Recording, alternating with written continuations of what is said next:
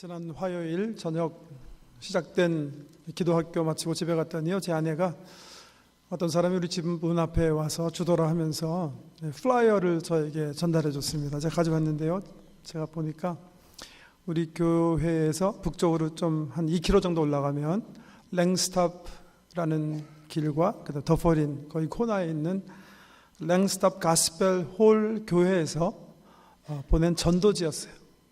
제가 감사함과 또 동지애를 느끼면서 이 전도지를 꼼꼼히 살펴봤습니다. 근데 특별히 초청하는 글이 참 마음에 들었어요. 한번 읽어드릴게요. As Christians who gather to the name of the Lord Jesus Christ in the Langstaff Gospel Hall, we give you a warm invitation to attend any of our meetings. You will always be made welcome and will never be asked for financial contributions. We are interested only in your spiritual welfare and your eternal destiny, and would love to share with you the joy and peace we have found through our Lord Jesus Christ. 누가 쓰셨는지 모르지만 정말 단아하게 예쁜 초청을 믿지 않는 분들을 향해서 이렇게 하고 있었습니다. 두 번째 문장이 참 흥미롭죠? 제가 한국말로 한번 다 알아들으셨겠지만 이렇게 적혀 있었어요. 랭스탑 교우들은 여러분을 주님의 이름으로 초청합니다. 우리 교회 모든 프로그램은 여러분들을 향해서 열려 있습니다. 어떤 프로그램이든지 참석하실 수 있습니다. 그리고 우리는 절대 여러분에게 헌금을 드리라고 요구하지 않겠습니다. 우리의 관심은 여러분의 영적 복지와 영원한 생명에 있고 우리들이 주님 안에서 발견한 기쁨과 평안을 나누는 데 있습니다. 라는 초청의 글입니다. 예쁘게 썼는데요. 무엇보다도 두 번째 문장이 참 흥미롭게 저는 봤어요. 전도하시는 교회로서 혹 헌금 때문에 피전도자가 복음의 초청에 마음의 문을 닫아 걸을까봐 염려하는 마음으로 이 초청의 글에 헌금을 요구하지 않겠다 하는 글을 써놓으셨습니다. 제가 같은 마음으로 주일 예배 때 헌금에 대한 설교를 자주 하지 않습니다. 제가 목회초의 원칙을 정해놓고 헌금에 대한 가르침은 1년에 한 번 이상 하지 않겠다 그렇게 하고 목회해 왔는데 저희 장로님들 말씀이 실질적으로 1년에 한 번도 얘기하지 않는다 그런 지적들을 하셨어요.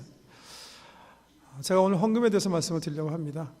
예수님께서 가르쳐 주신 말씀을 중심으로 헌금을 어떻게 드려야 되는지, 어떤 자세로 드려야 되는지 말씀을 나누려고 하는데, 혹 지금 예배 드리는 성도님들 가운데, 혹 교우님들 가운데 난 아직 신앙생활을 시작하지 못했다 하시는 분들은 오늘 설교에 더군다나 마음의 부담감 느끼실까 봐 제가 좀 두렵습니다. 제가 11시 45분께 이렇게 문에 나가서 들어오시는 성도님들 잠깐 살펴보니까 글쎄요, 확실하진 않지만 제 눈에 우리 성도님들 인도 따라서 처음 오늘 교회 예배드리러 오시는 분이 계신 것 같아요. 근데 그런 분들이 혹시 이런 설교 때문에 참 복음의 진수에 대해서 잘못 오해하실까 두려운 마음을 가지고 전하고 있다는 사실을 먼저 말씀을 드리고 싶습니다. 오늘 읽어드린 본문 말씀은요, 우리 복음서에 보면 우리 예수님께서 가르치신 말씀 가운데 헌금에 대한 말씀이 그렇게 많지 않습니다. 그러는 중에 두 구절 제가 귀한 교훈이 담겨있는 구절이라 뽑아서 오늘 본문 말씀으로 삼았습니다. 오늘 첫 번째 본문은 누가복음 11장 42절인데요.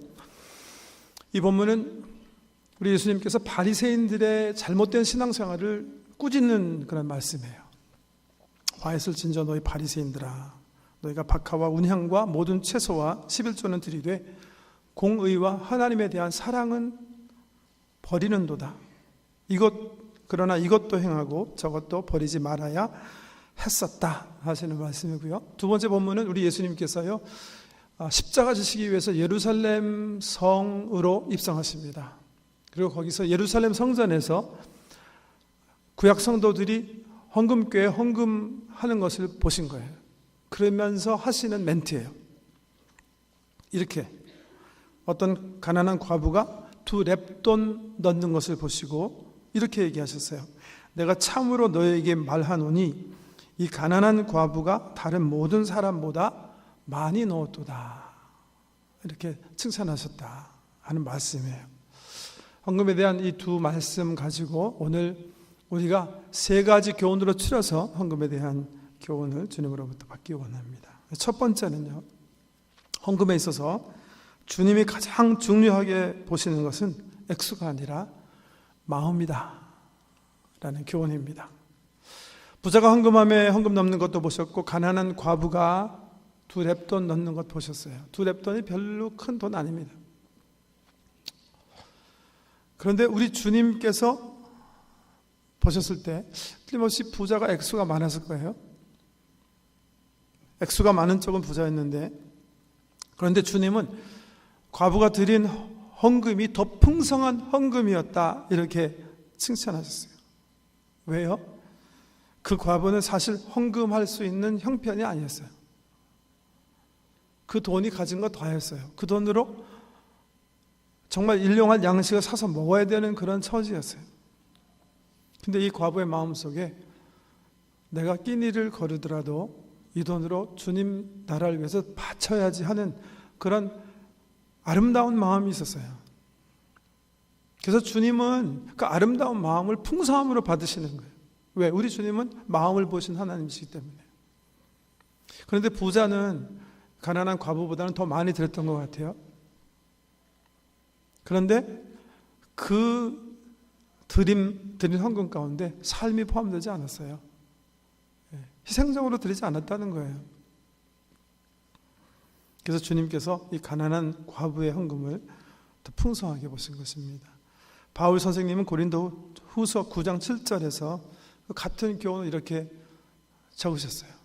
각각 그 마음의 정한대로 할 것이요 인색함으로나 억지로 하지 말지니 하나님은 즐겨내는 자를 사랑하시느니라. 여러분, 억지로 드리시는 건 헌금 아니에요. 목사가 강요했기 때문에 드린 헌금은 헌금 아니에요. 내가 프레셔 받았기 때문에 또 옆에 사람들이 드리니까 체면상 하는 그런 억지 헌금은 하나님께서 즐겨 받으실 수 없는 헌금이다 명시하고 계시고요. 하나님은 즐겨내는 헌금, 감사함으로 기쁨으로 드리는 헌금을 받으신다 이렇게 말씀하세요. 제가 오래전에 어떤 세미나에 참석했는데 세미나 인도하시는 목사님이 이렇게 얘기하시더라고요. 한국의 신영균이라는 부흥사 목사님이 계신데 이분이 참 마음에 섭섭함이 있었다는 거예요. 왜냐하면 얼마 자기가 목회하는 교회에서 멀지 않은 순복음 여의도 교회, 여의도 순복음 교회는 막 수적으로 부흥하는데 왜 내가 섬기는 교회는 이렇게 부흥을 하지 않는지, 자기가 생각할 때는 자기가 얼굴도 잘생겼고 그 말도 더 잘하고 하는 것 같은데 이상하게 자기 교회는 조영기 목사님 목회하시는 여의도 순복음 교회보다 수적으로 부흥하지 않는다는 거예요. 그래서 그런 의문을 가지고 섭섭한 마음을 가지고 목회하던 중에 여의도 순복음교회 부흥집회 초청을 받아가지고 신영균 목사님께서 방문을 하셨다는 거예요.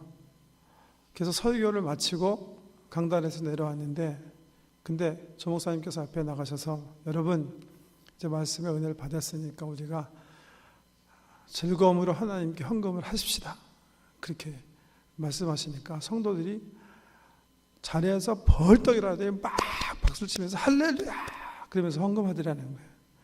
그거 보고 신영규 목사님이 하나님께서 당연히 여의도 순복음교회를 축복하시겠구나 그렇게 생각하시고 섭섭한 마음을 없앴다는 건데요. 제가 그 말을 어떤 목사님으로 토론토에서 어떤 목사님께서 얘기해 주셔서 어떤 워크숍에서 야 정말 그런가 그럴 수도 있는가 해서 그 말 받은 다음에 한국에 나가는 기회에 어떻게 됐든 내가 그 광경을 한번 봐야 되겠다 해서 여의도 순복음교회 갔어요. 근데 안 하더라고요. 그래서 제가 물어봤어요. 혹시 무슨 이렇게 헌금 하십시다 막 박수 치면서 하니까 그런 적 없대요. 헛소문이었던 것 같아요. 여러분 헌금 어떤 마음으로 드리세요? 막 부담감이 느껴지세요? 아니면 즐거우세요? 하나님 사랑하는 마음으로 기쁨으로 드리세요? 하나님은 이 즐겨내는 자를 사랑하신다. 그렇게 사도를 통해서 말씀해 주세요.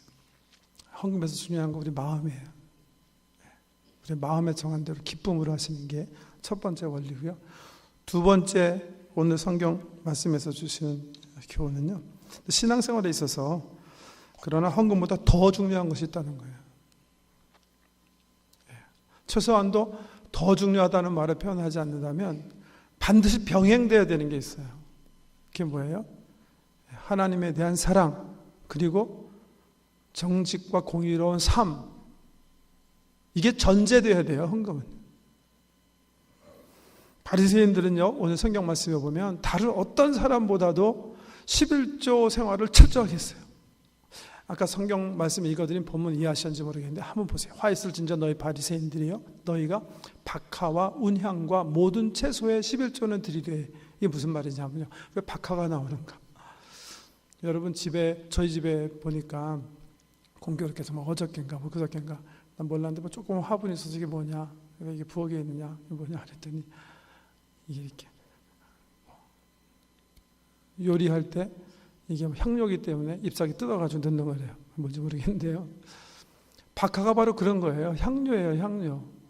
많이 농사 짓는 그런 채소가 아니에요. 운향도 마찬가지고 그냥 향료로 쓰기 위해서 집에서 조금 키우는 그런 식물들이거든요. 근데 바리새인들은 자기가 수입하고 농사 짓고 등등 자기 힘으로 열심히 벌어서 추수하는 농작물에 11조만 드렸을 뿐만 아니라 집에서 그냥 조금 키우는 박하, 운향, 모든 채소도 정확하게 계산해서 철저하게 11조를 드렸다는 거예요.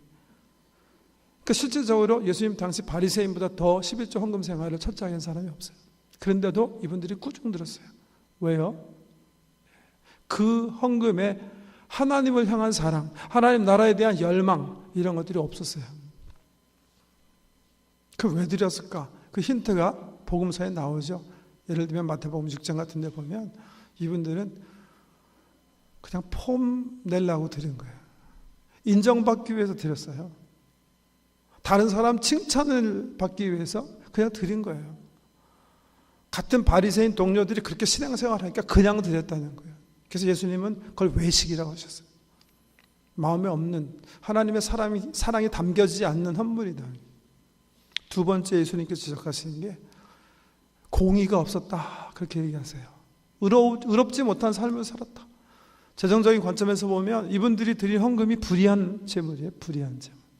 올바르게 돈을 벌어서 드린 헌금이 아니라는 거예요. 여러분, 내가 남의 물건 도둑질해서 돈 모아가지고 우리 어머님 아버지에게 맛있는 음식 사드렸어요. 그리고 좋은 여행 시켜드리셨어요. 그 효도입니까? 우리 부모님들이 자기네가 쓴 돈, 먹은 음식비가 우리가 남 사기쳐서 남의 물건 도둑질해서 번 돈으로 한 거로 알면 행복하시겠습니까? 기쁘겠습니까? 주님이 요구하시는 거예요. 우리 성도들에게 먼저 일상에서 정직하게 공의로운 삶을 살아야 돼요. 남에게 갈취한 돈이나 도둑질한 돈이나 불의하게 얻은 돈으로 하나님을 섬길 수가 없는 거예요. 근데 바리새인이 그런 실수를 범했다는 거예요. 주님께서 요구하시는 거예요. 공의와 하나님께 대한 사랑을 버리고 헌금하지 말아라. 전제되어야 되는 것이다, 이렇게 지적하셨고요. 세 번째는 11조에 대한 당위성에 대한 말씀이에요. 주님이 하시는 말씀 다시 보세요. 화 있을 진저 너희 바리새인들아, 너희가 박하와 운향과 모든 채소의 11조는 드리되 공의와 하나님께 대한 사랑은 버리도다. 그러나 이것도 행하고 저것도 버리지 말아야 할지니라. 문법적으로 병행구라고 그러죠. 이것도 그 다음에 저것도 행하고 버리지 말아야. 위에 보면 행하고 버리지 말아야 되는 거 있죠. 뭘 버리지 말아야 돼요? 공의와 하나님께 대한 사랑을 버리면 안 돼요. 이것도 행하라 그랬는데 행하는 건 뭐예요? 11조예요. 11조도 행하고 저것도 하나님께 대한 사랑도 공의도 버리지 말아야 할지니라. 여러분, 이게 양자택일을 말씀하신 either or가 아니라 both and예요.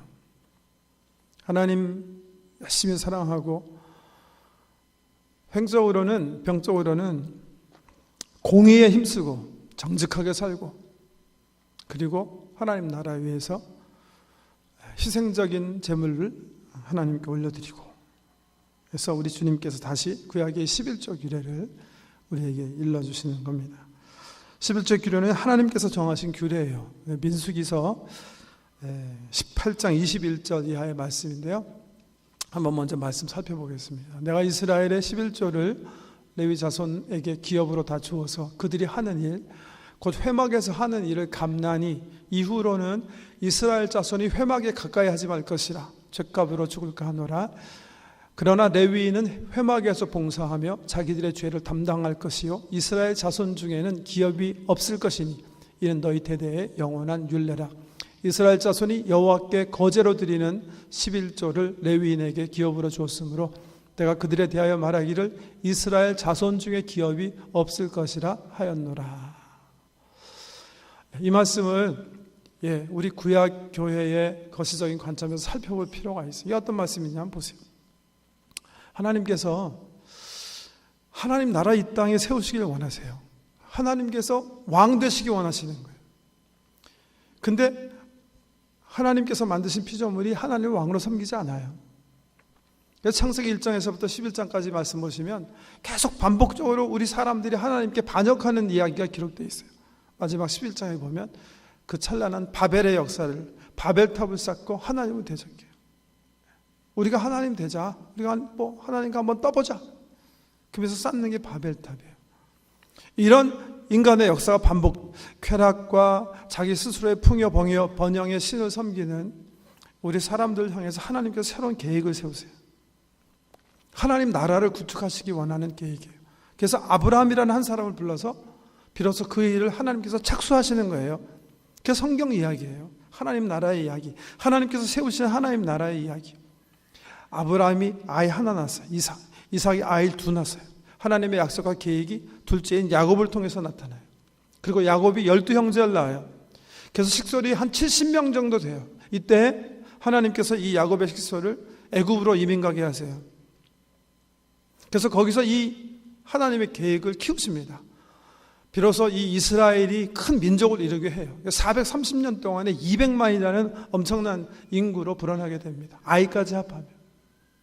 그래서 이제 하나님께서요, 계획하신 대로 이 민족을 데리고 가나안 땅에 오게 하셔서 이 민족들로 하여금 정말 제사장 민족이 되게 하시는 거예요. 이 민족을 통해서 이 민족만 하나님의 통치 속에서 살 뿐만이 아니라 이 민족을 통해서 다른 민족들이 여호와 하나님을 섬기게 하시겠다는 그 장대한 계획을 실행하시는 거예요.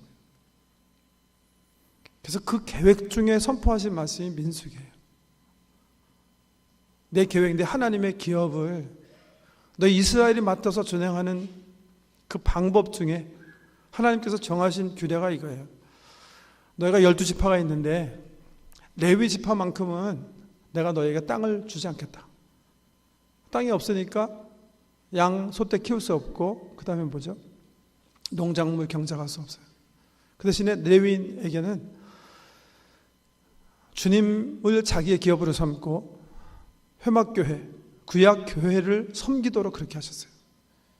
그래서 말씀을 가리키고 제사를 백성들이 드릴 수 있도록 하고 매일매일 주님 앞에 소제도 드리고 하면서 주의 기업을 자기 기업으로 삼고, 그 대신에 11지파가 땅을 분배받고 그 땅에서 추수한 모든 것 중에 10분의 1을 레위 지파와 레위가 맡은 하나님의 기업, 구약 교회를 위해서 사용하도록 하나님께서 명령하시고 규례를 정하신 거예요.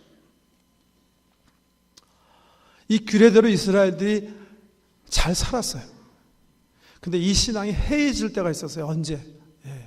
하나님께서 바벨론을 통해서 이스라엘을 막 진멸하실 때. 왜? 성전이 다 깨져버리기 시작했어요. 성전이 없었어요. 더 이상 레위인이 필요하지 않았어요. 근 70년 동안 성전을 잊어버리고 다시 이스라엘 백성이 페르시아의 고레스 왕 은혜를 통해서 하나님의 성민으로 다시 돌아와서 성전을 짓게 됩니다. 하나님의 전을 져요. 다시 레위 지파들이 하나님의 일을 봉사하면서 그 일을 열심히 하게 됐는데요. 이게 하나님께서 만드신 우리 하나님의 기업, 하나님의 나라를 세워 가시는 한 방편으로 이렇게 주님께서 정하신 거예요. 특별히 이 11조 하면 생각나는 것은 말라기 선지자를 통해서 우리에게 주시는 교훈이에요. 페르시아 고레스 왕 통해서 백성들이 다시 성전 신앙, 여호와 중심의 신앙을 회복하고 신앙생활 하던 중에 열심히 11조 생활하지 않는 것에 대해서 말라기 선지자를 통해서 우리 주님께서 하시는 말씀이에요. 만군의 여호와가 이르노라 너희 조상들의 날로부터 너희가 나의 규례를 떠나 지키지 아니하였도다. 그런즉 내게로 돌아오라. 그리하면 나도 너희에게로 돌아가리라 하였으니 너희가 이르기를 우리가 어떻게 하여야 돌아가리까 하는도다. 사람이 어찌 하나님의 것을 도둑질하겠느냐. 그러나 너희는 나의 것을 도둑질하고도 말하기를 우리가 어떻게 주의 것을 도둑질하였나이까 하는도다. 이는 곧 11조와 봉헌물이라. 너희 곧 온 나라가 나의 것을 도둑질하였으므로 너희가 저주를 받았느니라. 만군의 여호와가 이르노라 너희의 온전한 11조를 창고에 들여 나의 집에 양식이 있게 하고 그것으로 나를 시험하여 내가 하늘 문을 열고 너희에게 복을 쌓을 곳이 없도록 붙지 아니하나 보라. 만군의 여호와가 이르노라 내가 너희를 위하여 메뚜기를 금하여 너희 토지 소산을 먹어 없애지 못하게 하며 너희 밭에 포도나무 열매가 기한 전에 떨어지지 않게 하리니 너희 땅이 아름다워짐으로 모든 이방인들이 너희를 복되다 하리라. 만군의 여호와의 말이니라. 말라기 선지자를 통해서 우리에게 주시는 11조 규례에 대한 우리 주님의 말씀입니다. 우리 신약교회는 구약교회의 완성이에요. 구약교회는 우리 신약교회의 그림자라고 하죠. 우리 예수 그리스도께서 당신의 피로 구약에서 예시되고 예언되어진 하나님의 교회를 온전하게 하셨습니다. 저는요 11조가 율법, 우리가 지켜야 하는 율법이라고 생각하지 않아요. 그러나 신약의 백성들은 이 율법이 레퍼런스가 되어야 되는 거예요. 하나님께서 우리의 향하신 귀한 규례인 것을 생각하고 정말 온전하게 우리의 마음을 다해서 우리의 사랑을 드리는 가운데 11조를 해야 된다고 생각합니다. 특별히 우리 교회가요, 지난주에 제가 목회자 컬럼을 통해서 말씀드린 것처럼 교회 증축 완공하면서 밀린 빚이 있습니다. 한 15만 불 더 지불해야 되겠고 또 내달부터는 특별히 우리가 이제 많은 몰개지를 갚아야 하는 그런 상황 속에 있습니다. 아직 11조 헌금을 하지 않으시는 성도님들이 11조 헌금을 해주시면 교회 살림에 큰 보탬이 되겠고 11조 드릴 형편이 되지 않으신 성도님들이 교회를 사랑하는 마음, 하나님 나라를 사모하는 마음으로 주의 일을 위해서 헌금을 20% 이상 증액해 주시면 저희 교회 살림에 큰 도움이 되겠습니다. 말씀을 이제 결론을 맺어야 되겠는데요. 제가 여러분 섬기면서 경험한 귀한 경험 하나를 간증으로 좀 드리고 싶습니다. 제가 정확한 시기는 기억하지 못하는데 저희가 이제 2차 성전 건축 이제 완공이죠. 이게 우리 계획한 대로 다 짓는 건데요. 한 3년 전에 교회 증축 계획을 말씀드리고 제가 목회자로서 성도 여러분의 헌금 생활을 지원하고 용기를 북돋아주고 또 제 나름대로 한 성도로 성도님들의 본을 보여야 되겠다 생각해서 설교 시간에 그렇게 공개적으로 건축 헌금에 대한 약정을 한 적이 있습니다. 제가 먼저 정성 하나님께 5만 불 건축 헌금 드리겠습니다. 그렇게 공개적으로 약속을 한 적이 있습니다. 그 설교를 한 2주 후에 어떤 분이 전화를 하셨어요. 만나자고. 그래서 이제 만나게 됐는데 그분이 전혀 제가 예상하지 못한 말씀을 해주셨어요. 제가 기도 가운데 현 목사님이 설교 시간에 프라치 하시는 약정하신 그 말을 듣고 부담감을 가지고 기도하는 중에 성령님께서 목사님 대신 목사님 위해서 제가 목사님께 5만 불 이렇게 드려서 목사님이 건축헌금 하시도록 그렇게 하셔서 5만 불 준비했으니까 받으라는 거예요. 제가 너무 놀라서 거절했습니다. 정말 마음은 감사하게 받겠지만 성경에 다윗이 그랬고 성전 지을 때 제사장이 그랬던 것처럼 제가 제 힘으로 벌어서 돈으로 헌금하겠습니다. 그러니까 성도님이 이 돈으로 성도님 이름으로 헌금해 주십시오. 그래서 정말 교회가 요긴하게 쓰겠습니다. 그렇게 말씀을 드렸어요. 그때 그 성도님이 하시는 말씀이 그게 아니라 자기가 자기 약정은 5만 불 하겠고 목사님 위해서 5만 불 기도 가운데 감동으로 받은 게 있으니까 받으라는 거예요. 그래서 저는 정말 받지 못하겠으니까 성도님이 그러면 10만 불을 교회를 위해서 해주시면 정말 큰 도움이 되겠습니다. 그래서 받으시라고 그러고 저는 못 받겠다고 그러고 그런 중에 그 성도님이 저한테 그러면 그냥 아닌 걸 하고 저도 헌금 안 하겠습니다 그러시는 거예요. 그래서 제가 너무 놀라가지고 그냥 주십시오. 그럼 제가 받겠습니다. 그 당시 건축헌금에 10만 불이 어딥니까? 그냥 받았어요. 받고 제가 헌금하고 그 다음에 역시 제 힘으로 벌어서 드려야 된다는 생각 때문에 제가 다시 5만 불 작정해서 또 드렸는데요. 제가 이 간증을 안 하고 있었어요. 근데 제가 밖에 나가서 이제 봉집회 인도할 때 등등에 가끔 필요할 때 이제 말씀을 드려서 간접적으로 우리 성도님들이 들으신 것 같아요. 근데 좀 오해하시는 부분도 있고 그래서 제가 말씀드리고 우리 장로님들은 아세요. 제가 갑자기 10만 불 건축헌금 하면 장로님들이 놀랄 거 아니에요. 이 사람이 복권 샀나 왜 그러나 그럴까 봐 제가 또 말씀드렸어요. 장로님들한테는 곧 말씀드려서 아시는 적인데요. 제가 어떻게 됐든 그분의 고마운 마음을 받아서 선 5만 불을 헌금하게 됐는데요. 제가 참 이상하게 생각한 게 이분이 우리에게 등록하신 지 몇 달 안 되셨고 이민 오신 지 얼마 안 되세요.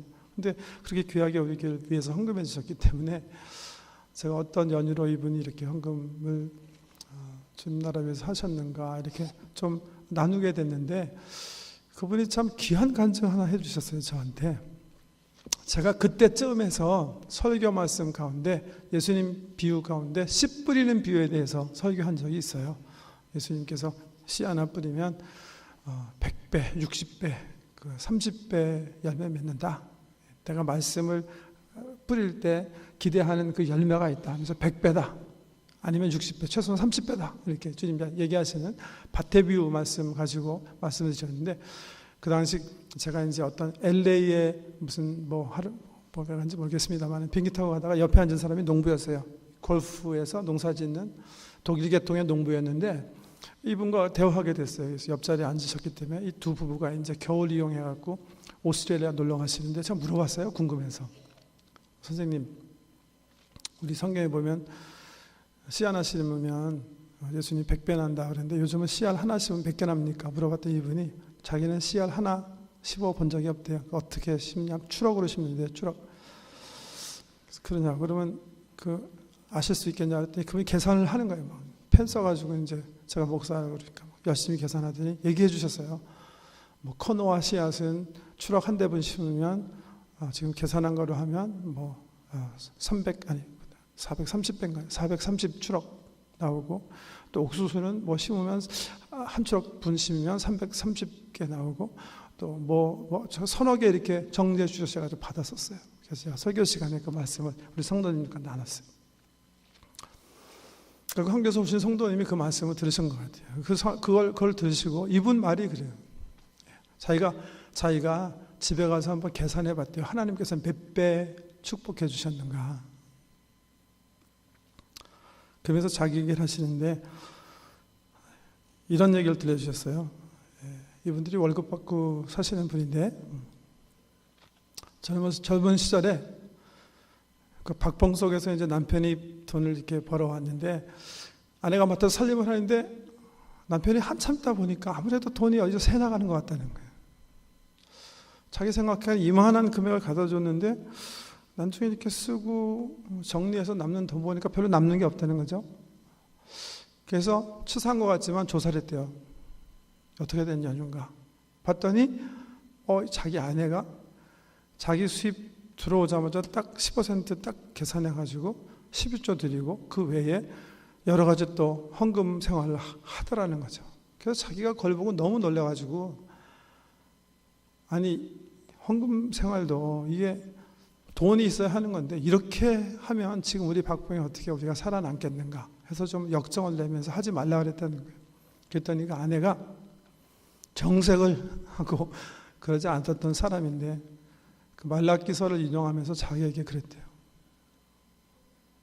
당신 말이 내가 하나님의 돈을 도둑질하라는 건데 나는 그렇게는 살지 못합니다. 나는 당신이 얘기한 거 여태까지 다 순종하며 살았지만 이건 하지 못하겠습니다. 그래갖고 그날 밤 다투고 남편이 너무나 마음이 상해가지고 그냥 밖으로 나가셨대요. 그리고 이제 아내의 버릇을 고치기 위해서 3일 동안 집에 안 들어오셨대요. 근데 그런 중에 오히려 이 남편 마음을 우리 성령님께서 움직이셨던 것 같아요. 오히려 남편 마음이 이제 열어지셔가지고 그게 아니다. 어렸을 때부터 신앙생활 하신 분이기 때문에 아내 말이 맞지. 아내가 오히려 하지 않는다 그래도 내가 하자 그래야 될 가장인데 내가 잘못했다 생각되셔가지고 이제 3일 후에 집에 돌아와서 당신 마음대로 그렇게 하던 대로 하라고 그렇게 하셨다는 거예요. 근데 그분이 남편이 받아온 월급 가지고 11조 생활하시고 또 조금 남은 거 가지고 적금 이거 들어가지고 조금씩 돈을 모으셨다는 거예요. 그러고 나서 돈이 조금 목돈 같이 되었을 때 조그만 것에 투자를 하셨대요. 전 그게 뭔지 몰라요. 묻지 않아서. 근데 그 노년을 위해서 이분들이 투자하셨다는데요. 이분이 그 씨 뿌리는 비유의 설교 들으시고 자기가 그냥 간증하신 거예요. 자기가 한국을 떠나면서 하나님께서 자기가 심은 그 씨앗을 몇 배 축복해 주셨는가 계산을 해보니까 338배래요. 제가 그분한테 처음에 얼마 투자하셨는데요? 또 묻지 않았어요. 집에 와서 한번 생각해 봤어요. 이분이 10,000불 투자했으면 얼마인가? 10만 불 투자했으면 얼마인가? 저는요, 여러분이 11조 생활을 했기 때문에 하나님께서 300배, 400배 그 투자로 갚아주신다고 생각하진 않아요.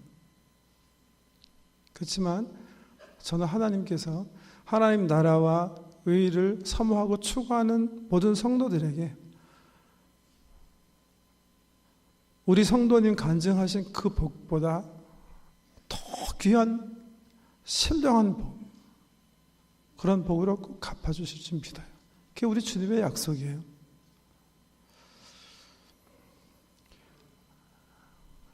여러분, 돈은요 빵이에요. 옛날에는 돈이 없었을 때 사람들이 빵을 사용했어요. 빵을 유통했어요. 유통한 이유는 오래 살기 위해서 그런 거예요. 한꺼번에 추수해서 한꺼번에 빵을 만들어서 가지고 있으면 곰팡이가 나기 때문에 잘 보관하기로 했었고, 비축된 것을 남에게 구워줘서 자기가 어려울 때 받도록 하기 위해서 옛날에 물물 교환, 즉 빵을 교환하는 거예요. 근데 그 교환을 효율적으로 하기 위해서 사람들이 만들어낸 게 돈이에요. 돈은 그렇기 때문에 생명처럼 귀한 거예요. 그 생명처럼 귀한 돈, 우리의 생명을 연장시킬 수 있는 귀한 돈을 하나님께서 쓰시기 원해요. 생명의 나라와 영광을 위해서. 마치 자기가 자기 자신을 우리 생명을 위해서 드린 것처럼 같은 헌신을 주께서 원하시는 거예요. 예수 그리스도의 십자가 생각하고 아브라함부터 시작해서 그가 펼치시는 하나님의 나라, 예수 그리스도를 통해서 이제 그 정체가 드러낸 영광스러운 예수 그리스도의 나라, 그 사업을 위해서 즐거운 마음으로 기뻐하며 들으셔서 그 헌신을 기뻐하시는 하나님의 복이 우리 사랑하는 성도님들 삶 속에 차고 넘치시기를 교회 머리가 되신 예수 그리스도의 이름으로 축복합니다. 기도드리겠습니다. 존귀하신 아버지 하나님, 감사합니다. 저희를 하나님의 백성으로 삼아주시고 하나님 나라의 동역자로 우리 자신, 주께서 주신 건강, 은사, 또 물질들을 헌신하며 하나님의 나라를 세워갈 수 있도록 은혜 베풀어 주시니 고맙고, 특별히 우리 본 한인교회 한 공동체 일원으로 이 교회를 중심으로 이 지역사회, 우리들의 후손, 그리고 먼 열방에까지 하나님의 나라를 세워나가게 하시니 감사합니다. 주님 쓰시겠다 하실 때 기쁨으로 즐거워하는 마음으로 드리며 헌신하며 주님을 기쁘시게 하는 교회 될 수 있도록 우리 성령님 우리의 마음을 다스려 주시고, 허물이 주의 영광과 나라와 이름을 위해서 아낌없이 소진되고 사용되어지는 귀한 축복을 우리 교회가 늘 누릴 수 있도록 은혜 베풀어 주시옵소서. 하나님 나라와 의를 먼저 사모하시고 주님의 나라 일에 힘쓰는 우리 성도님들의 정성과 마음을 늘 받으시고 약속하신 복도 허락해 주시고, 정말 모든 것이 하나님의 은혜로 잘 되는 그 범사의 귀한 은혜들이 우리 가운데 나타나도록 은혜 베풀어 주시옵소서. 예수님 이름으로 기도드립니다. 아멘.